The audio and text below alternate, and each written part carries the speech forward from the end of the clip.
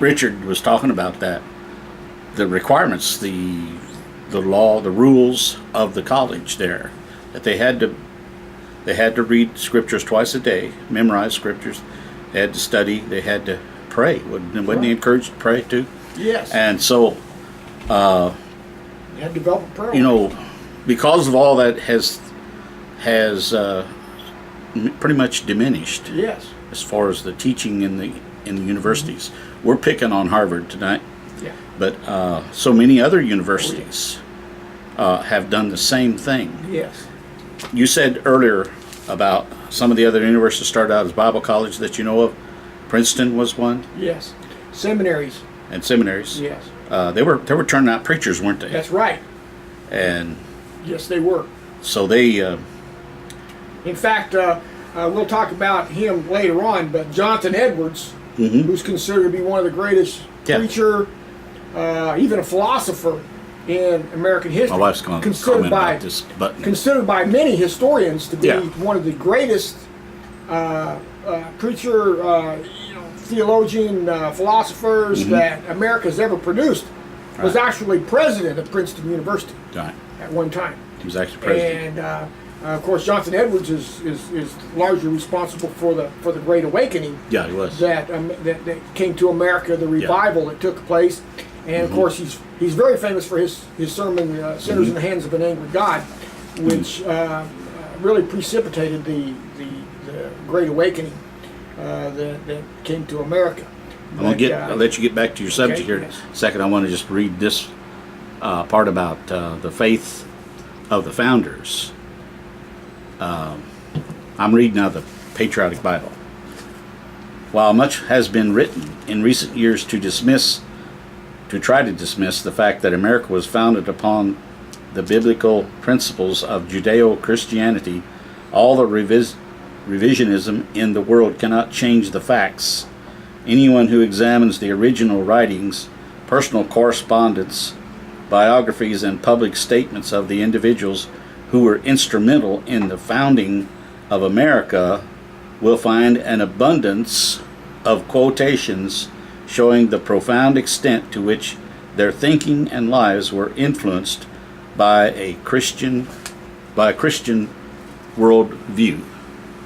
So they were so focused on Christ, there was no apology for their teaching. That's right. And they drilled it into their students. And now it's just the opposite. It's the flip side of the coin. We have teachers and professors in colleges teaching so much doubt and fear, explain away. Even in Bible colleges, they explain away all the miracles in the Bible to where students come out of those Bible colleges and they're so discouraged because all the miracles have been explained. You know, God didn't do it. There were reasonings. There were events that happened. There were things that it worked out that way. You know, why do some people even go to church if that's all they believe? You know, there's more unbelief than there is faith. I mean, aren't we supposed to be teaching people faith, how to believe God for anything? Nothing impossible with God. You know, you don't hardly hear that anymore. But it's in the Bible twice. Nothing impossible with God. But every time man gets in there and he interferes with the teachings of the Bible and wants to tear out a page here and tear out a page there, and you know, it just becomes termite eaten, you know, just full of holes, where there's nothing there to support anything. That's you know, right. I've worked on old houses where you wonder how did it stand up. You started tearing into some of the termite damage. How was it even standing? And that's what's happened to the church today. The church cannot stand on the truth because they do not teach the truth. That's Most right. of them don't teach all of the truth. They just pick out things in the Bible. Well, you know, we don't need to teach that anymore today. You know, that was for the early church. Well, if it was for the early church, why ain't it for today? You know, what's the difference? God hasn't changed. He's still the same yesterday, today, and forever. Hebrews 13:8, he said, Jesus Christ the same yesterday, today, and forever.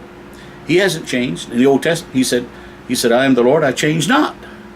So But yet, when man gets his claws into something and brings in philosophy and reasoning instead of just teaching the bare faith of the Word of God, which is why our country was established in the beginning and how it was established, and there's no other way it could have been established without bare faith in the Word of God as it is. That's right. And without doubt and without fear. You think a man can go into battle against an enemy if he was so full of fear?